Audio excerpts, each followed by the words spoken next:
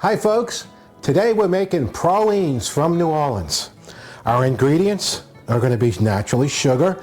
We're going to have a cup of white sugar, a cup of brown sugar, a cup of chopped pecans. I like to chop my pecans. I don't like to put them in whole for some reason.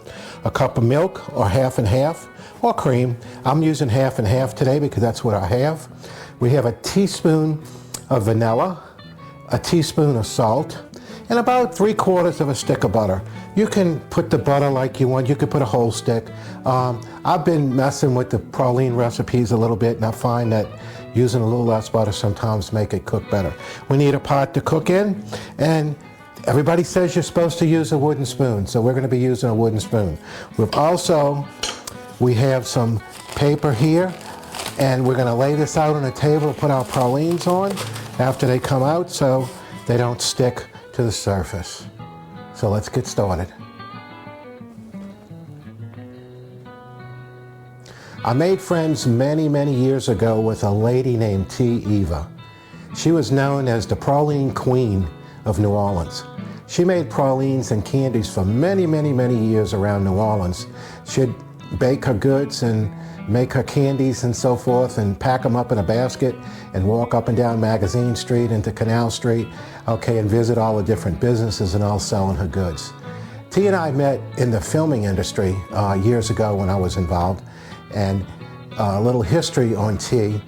She also used to sing. She was one of the backup baby dolls for Ernie Cato and used to sing along with Ernie Cato. She was in a lot of films that were filmed here in New Orleans, and she was just a good lady. I got to know her for quite a number of years. She's deceased now, but she made a lot of pralines. This recipe is in no way near or whatever her recipe is.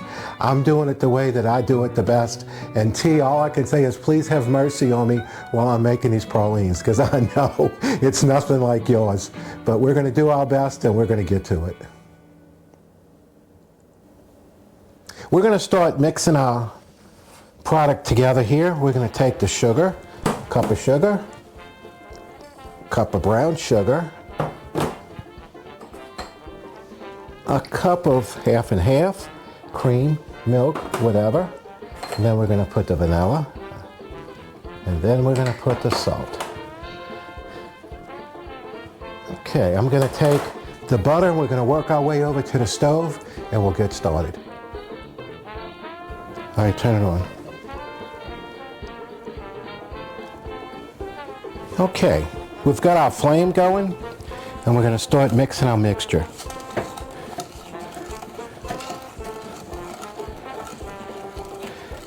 We're going to go through a couple of different boils here, so we'll probably have to do a time lapse on this, or we'll just have to stop the camera and come back.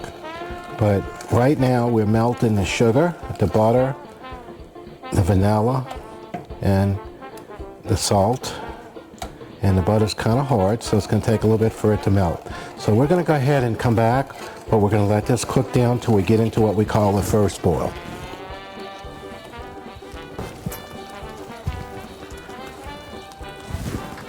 Okay, we're getting into what we call our first boil, and it's boiling pretty good around the edges and all. We're going to cut it back a little bit because we don't want it to burn, and we don't want it to stick. It's a good idea. You don't have to constantly stir it. Some people say you should stir it the whole time. I kind of just stay with it. Now this stuff is really hot, so be careful you don't splash it on yourself because it'll really burn you. But we're just kind of letting it cook, and it's boiling real nice the way we want it. And I'm mainly worried about it sticking to the side of the pot, maybe in the corners, the crevices of the pot. We don't want it to stick there, so that's why I'm kind of playing with the temperature a little bit. You can't exactly say how long it's going to take. As you make pralines, you'll kind of watch the way the sugars cook and the way the boiling gets and the way the bubbles come up in the boil, and that'll kind of dictate to you how to cook it. This needs to keep cooking now. Like I said, we went through our first, what I call the first boil, and this is gonna kind of boil itself down and settle down, and we'll start getting bigger bubbles and it'll start getting thicker. So we'll come back when we kind of get that a little further along. As you can see, the bubbles are getting bigger and it's kind of bubbling away from the sides a little bit. So we're getting further along with this. It's looking pretty good. We're just going to keep letting it go, letting it go. I use a thermometer and I temp it. When I get to over 250, that's when I get into what I call the worrisome stage. You know, when you make pralines, it's a crapshoot. You never know if they're going to come out good or not. You just have to hope for the best. Most of the time, mine come out pretty good, but it's kind of a play with it, see how it goes. That thermometer and temping it will help you a whole lot. We're going to take a look at it and see where we are right now. Let's see here. We're on a medium heat.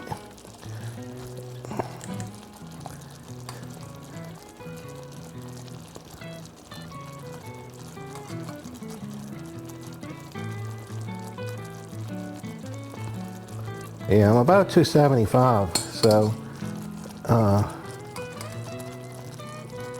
no, like 230, I'm sorry, I made a mistake. I'm at like 235, okay. I want to get to 250, or thereabouts, and that's when, and if you notice, it's getting tighter and tighter, and the bubbles are getting blumpier and blumpier, blump, blump, blump, blump, blump, and now we have to keep a close eye on it. So we're going to go ahead and move the camera to the table and get ready for the process of making them, and we'll get back with you in a few. Okay, I'm coming over here now. I should be in frame, and I'm stirring this in. I'm going to go ahead and dump the pecans in, and I'm mixing them in. Now, they got this rule that you can count to 50 and do a stir each count.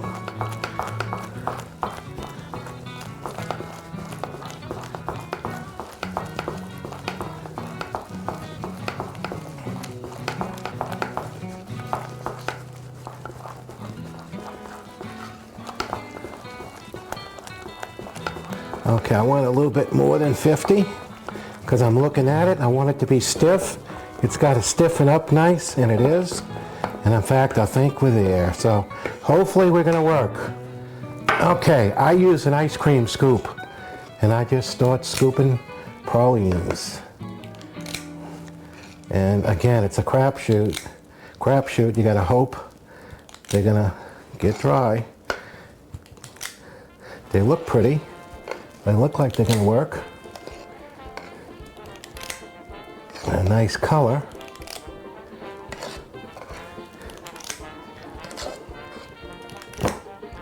You're going to get a different amount every time you do this. Sometimes it depends how quick the sugar dries to how much you're going to get out of it.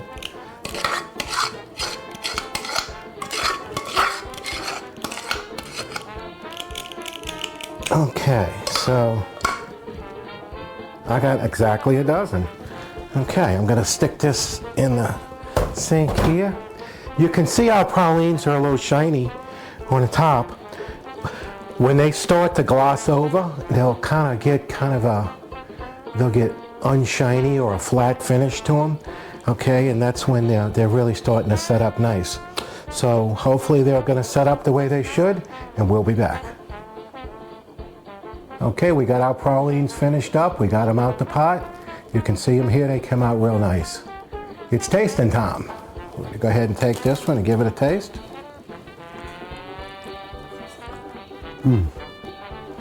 Creamy, just the way it should be. New Orleans pralines. And Eva, I got this batch made. We'll see you on the next one.